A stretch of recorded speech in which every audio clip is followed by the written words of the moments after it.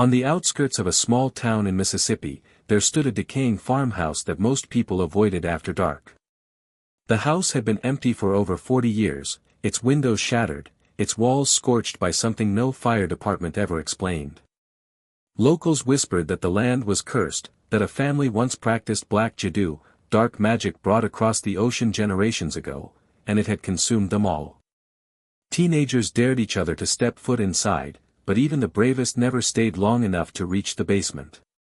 They said the air itself pressed against your chest, that shadows moved even when there was no light. One night, 3 friends, Ethan, Marissa, and Cole, decided to test the legend. They weren't reckless, but they were curious, and curiosity in that town had a way of turning into disaster. Ethan brought along a flashlight, though the batteries drained faster than they should have, flickering in and out as though the house itself was swallowing the light. Marissa carried her phone, planning to record proof for TikTok, certain that nothing would really happen. Cole, the skeptic, kept repeating that people only believed in Black Jadoo because fear made them irrational. Still, when they stepped inside, even he went quiet. The moment they crossed the threshold, a coldness spread through them, not just on their skin but deep in their bones. Dust hung thick in the air, but it wasn't just dust. Marissa swore she saw tiny shapes, like ash shifting against some invisible current. They followed the hallway where wallpaper peeled like scabs, leading them toward the basement door at the end. Every step felt heavier, as though the house wanted them to turn back. Yet something pulled them forward. Ethan's hand shook as he reached for the rusted doorknob, but the door creaked open by itself before he touched it. The basement stairs descended into a darkness so absolute their weak flashlight beam was swallowed whole. Marissa muttered that she heard whispering, low, wet voices speaking a language she didn't understand. Cole rolled his eyes, but his lips were trembling as he asked Ethan to shine the light again. At the bottom of the steps, symbols were carved into the concrete floor, circles within circles, streaks of what looked like dried blood forming patterns that twisted if you stared too long. In the center of those markings sat a box, small, wooden, and blackened by time. Marissa lifted her phone, zooming in on the box. The moment her camera focused, the whispers grew louder, no longer muffled but clear, sharp, calling their names one by one. Ethan dropped the flashlight and it clattered against the floor, spinning the shadows.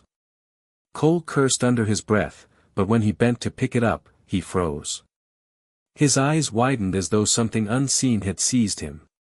Marissa's phone began recording on its own, screen flashing, battery draining even though it had been fully charged. And the box in the center of the circle trembled as though something inside was awake. A thin crack appeared on its lid, and from that crack seeped a dark smoke, curling like fingers reaching out, carrying with it the stench of rotting flesh. Ethan grabbed Marissa's arm and screamed that they had to leave, but the basement door slammed shut above them. The whispers turned to laughter, hollow, mocking, inhuman. Cole's body jerked as though pulled by strings, his eyes rolling back until only the whites showed. His voice, no longer his own, hissed in a language that made the walls tremble. And then, in the suffocating dark, the box burst open. The air in the basement turned thick, like smoke filling their lungs though there was no fire. Ethan coughed, choking as he pulled Marissa back from the center of the circle, but her phone slipped from her hand and clattered onto the floor, its screen still recording as if something wanted evidence left behind. The black box had split open completely now, and the darkness that poured out of it wasn't just smoke, it writhed, alive, coiling like snakes, whispering in dozens of voices at once. Every syllable scraped against their ears, sharp and poisonous, promising power, demanding blood. Cole stood in the middle of it all, motionless, his arms hanging limp while his head tilted unnaturally to the side. His lips kept moving, but it wasn't his voice anymore. It was guttural, deep, and ancient, the kind of sound that didn't belong in a human throat. Ethan grabbed him by the shoulders, trying to shake him free, but Cole's eyes snapped open, black and glossy, reflecting no light. He grinned, but it was a cruel grin, too wide, showing teeth as if his jaw had stretched. "You shouldn't have come here," the voice said through him, echoing as though it came from somewhere far below the earth. "This house remembers every soul it eats." Marissa screamed and tried to run for the stairs, but the wooden steps warped and twisted under her feet, bending into shapes that weren't possible. She stumbled back down, falling hard against the basement floor, and when she looked up, she saw faces in the concrete, screaming mouths pressed against the surface as though hundreds of people were trapped just below the stone. Their fingers clawed out, scratching at nothing, leaving bloody streaks that faded into the symbols. Ethan pulled Marissa to her feet, his flashlight barely flickering alive again, and aimed the weak beam at the box. For a second, he saw something inside it, eyes, red and glistening, staring back at him with a hunger that froze his blood. He dropped the flashlight in horror, and as it rolled, it briefly illuminated words carved on the wall, "The offering must stay." Cole stepped forward now, his body stiff but driven by some other will. He pointed at Marissa, his smile still splitting his face. "She belongs," the voice growled through him. The shadows curled toward her like 100 hands reaching out. Marissa shrieked and clung to Ethan, sobbing that she didn't want to die here. Ethan acted without thinking. He lunged for the box, grabbing it with both hands. The wood burned like hot iron, searing his skin, but he lifted it anyway. The smoke screamed, pulling at his arms, trying to rip him apart, but Ethan stumbled toward the stairs. "Open the door," he shouted, but the door didn't move. It rattled as if something, on the other side was holding it shut. Cole snarled and charged at him, his movements jagged, bones cracking with every step. Ethan turned just in time to see Marissa grab the flashlight and swing it with all her strength. It cracked against Cole's skull, sending him staggering back. He didn't bleed. Instead, a thick, black liquid dripped down his temple, steaming as it hit the floor. The laughter in the basement grew deafening, echoing from the walls, from the box, from Cole's throat all at once.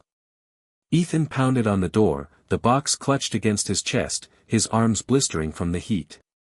The wood finally splintered and gave way, the door bursting open as though pushed by some unseen force.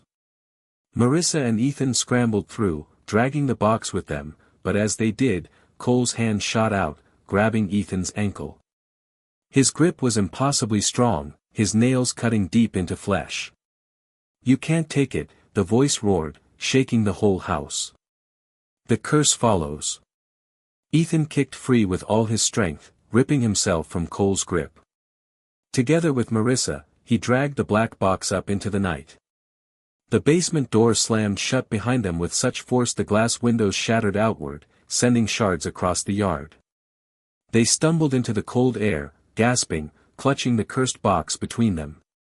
For a moment, silence fell, broken only by their ragged breathing. The house loomed above them, dark and watching. And then, from inside, Cole's voice echoed, layered with 100 others.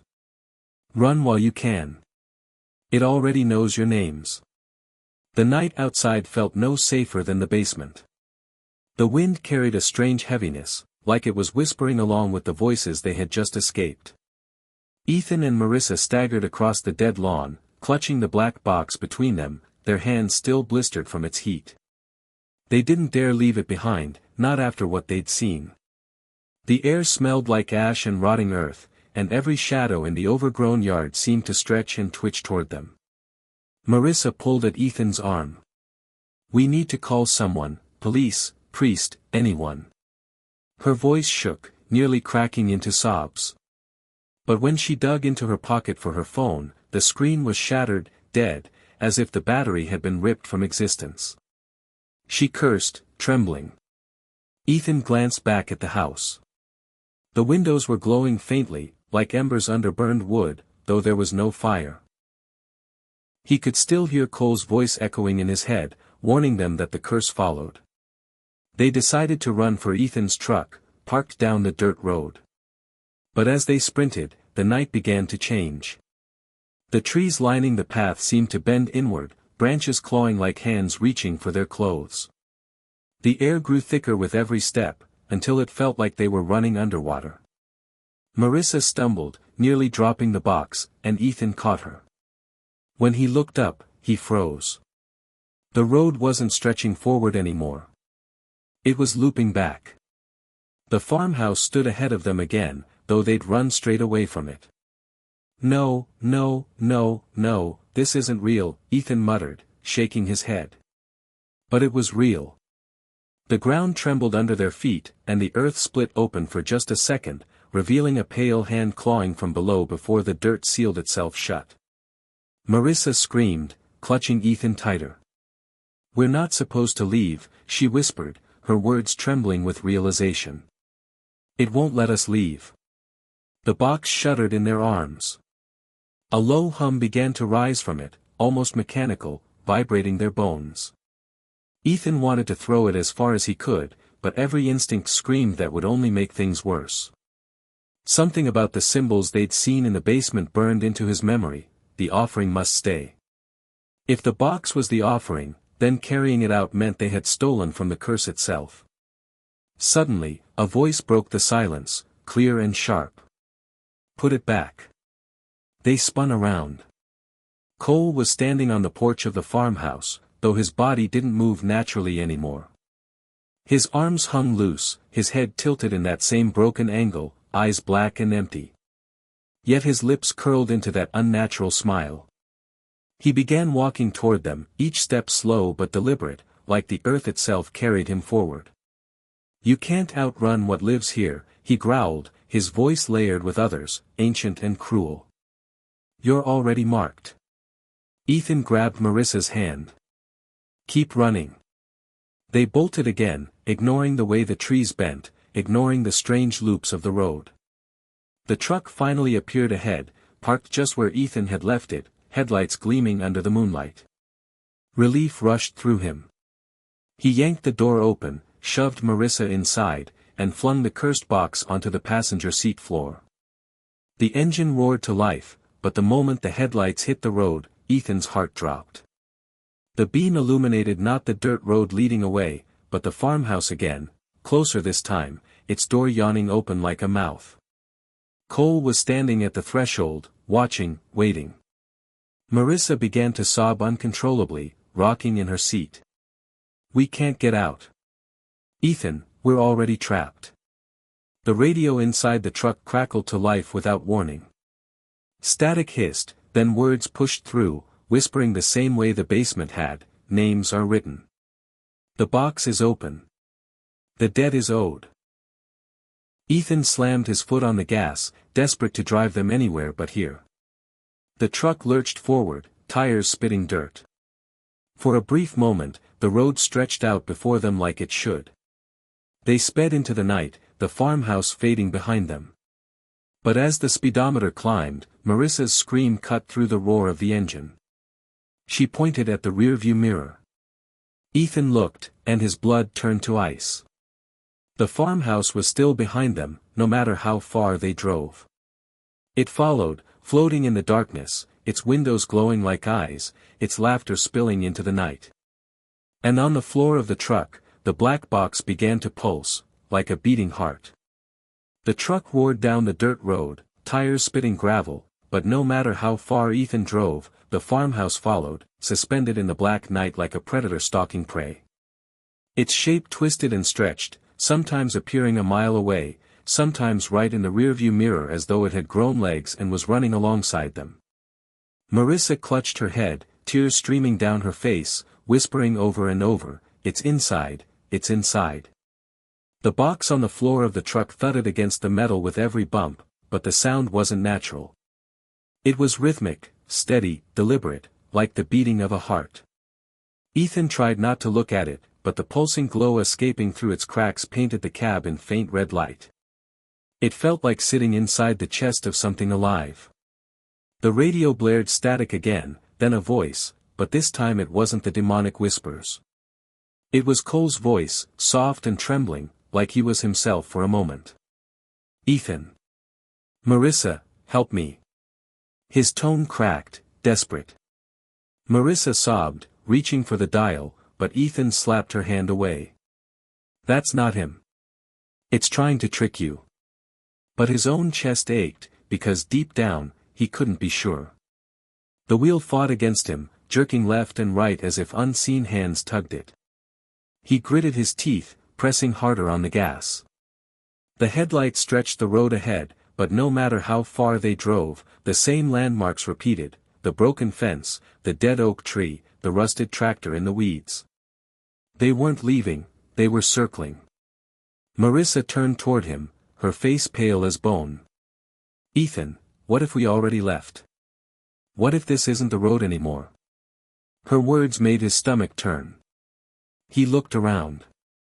The trees no longer looked like trees, they were bent shapes, human silhouettes swaying, their arms too long, their heads tilted just like coals.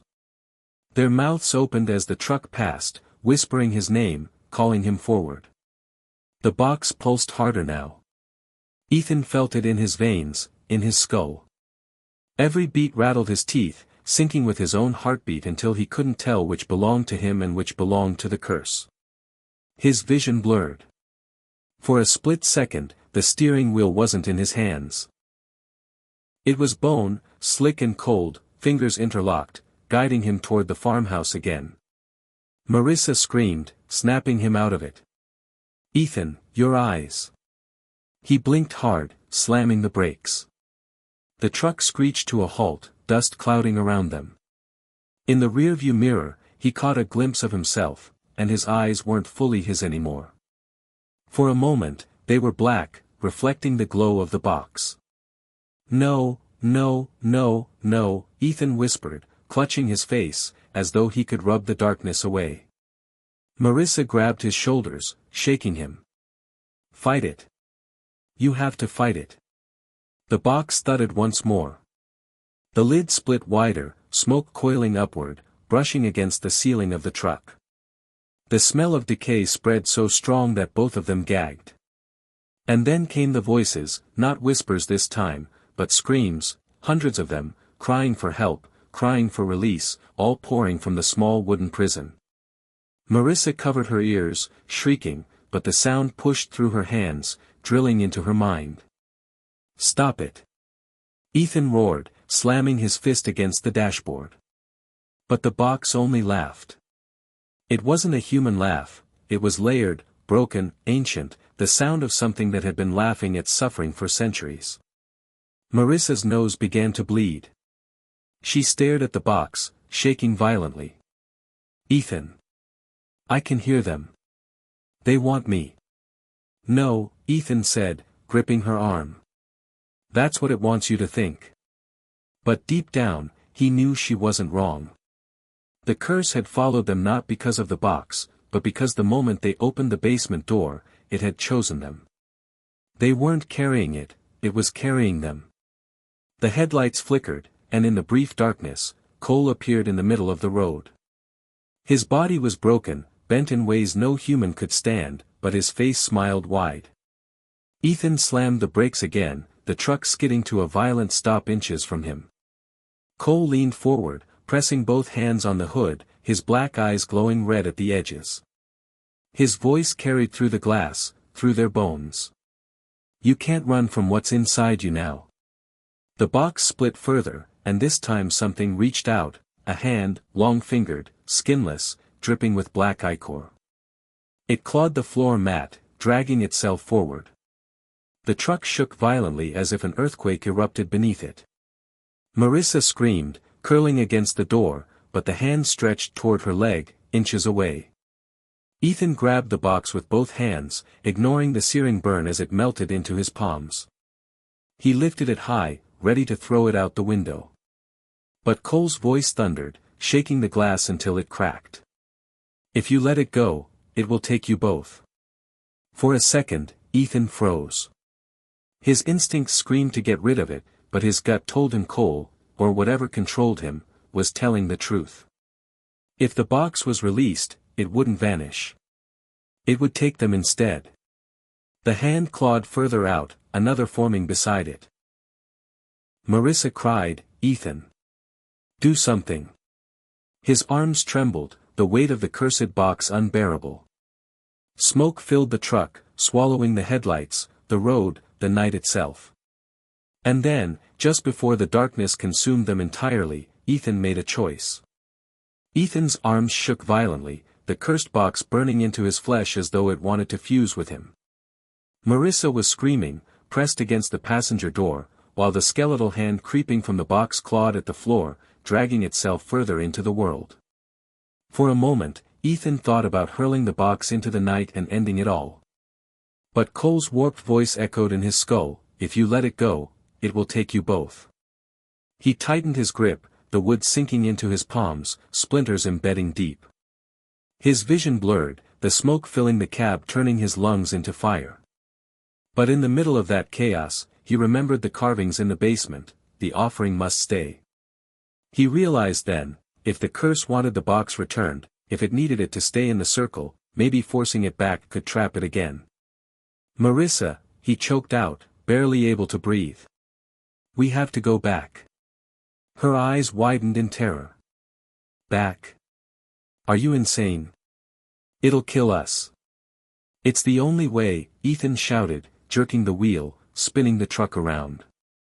The tires screamed against the dirt as he drove straight toward the farmhouse. Behind them, the hand clawed out of the box, followed by a second, then the shadow of something larger pressing against the edges, desperate to escape. The radio erupted with overlapping voices, some pleading, some laughing, some screaming. The farmhouse loomed ahead, closer than it should have been, waiting like it knew they'd return. Its windows glowed brighter now, pulsing red, like the house itself had a heartbeat synced with the box. Ethan floored the gas, barreling straight toward it. Marissa clung to the dashboard, crying, "You're going to kill us." "No," Ethan growled through clenched teeth, "I'm going to end this."